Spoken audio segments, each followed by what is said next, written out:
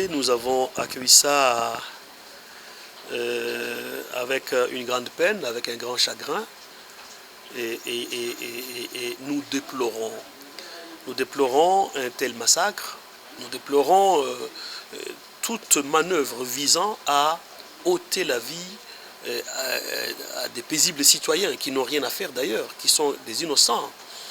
Et donc nous condamnons vraiment avec la dernière énergie pareil massacre, parce qu'il constitue une perte pour notre pays, parce qu'on se bat. Le meilleur investissement d'un pays, c'est d'abord l'humain. Et quand on perd un humain, c'est que le pays perd énormément. Alors maintenant, qu'est-ce qui a été à la base de ça, de ce massacre? Et tout ce temps que nous sommes en train d'agir dans le cadre de notre parti ou dans le cadre de l'opposition, nous n'arrêtons pas de demander au président ou au pouvoir aujourd'hui en place de travailler sur des aspects de bonne gouvernance, de démocratie et de respect des droits humains. Et beaucoup plus sur les libertés civiles et politiques. Quand un pays ne respecte pas les libertés civiles et politiques, généralement ça doit générer une frustration, ça génère un mécontentement populaire là, de façon tout à fait globale. Mais quand il s'agit de situations qui sont persistantes, des situations qu'on déplore au quotidien et qui sont persistantes, et où le pouvoir fait le sourd, le grand sourd, et où le pouvoir semble vraiment ne pas s'impliquer pour que ces situations cessent, ça génère toujours une frustration. Nous, au niveau de l'opposition, nous l'avons toujours dit, Monsieur le Président, il y a des situations qui ne marchent pas dans notre pays, et pour vous tirer d'affaire, vous devez organiser un débat politique, un débat pour un état des lieux, pour voir tous les contours de la problématique burundaise, n'est-ce pas?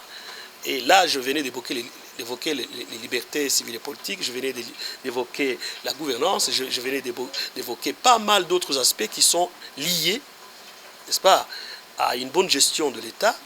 Et quand il persiste à demeurer sourd, ça génère ça. Donc nous n'avons ménagé aucun effort pour le ramener à la raison et pour lui dire, mettez en place un cadre de dialogue, on discute sans faux fuyant des problèmes qui minent notre pays. La gouvernance, la démocratie, les élections et consorts. Et il a fait le grand sourd. Et ça, les attaques sont une conséquence directe de l'indifférence qu'il affiche par rapport aux appels multiples que nous, on lui lance, que la société civile lui lance, que même ces mouvements lui lancent. En fait, c'est le leitmotiv. Le Red Tabala revendique la même chose qui est revendiquée par l'opposition, la même chose qui est revendiquée par la société civile. C'est vraiment le grand leitmotiv. Et je ne sais pas, pourquoi a-t-il peur d'un dialogue? Moi, je sais que le dialogue a été ce ciment qui a érigé notre pays, ce ciment qui a fait que notre pays existe depuis 800 ans, 900 ans. C'est parce qu'il y a eu à chaque moment difficile qui a marqué la vie politique, il y a eu un dialogue. Alors, et tant qu'il va fuir le dialogue, des agissements comme ça vont continuer.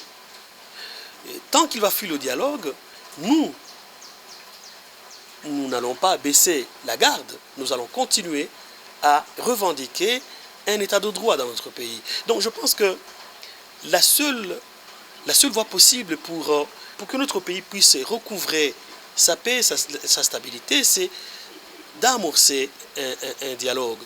Et si le dialogue est bien amorcé, je suis sûr que le Red Tabara n'aura pas sans raison d'être.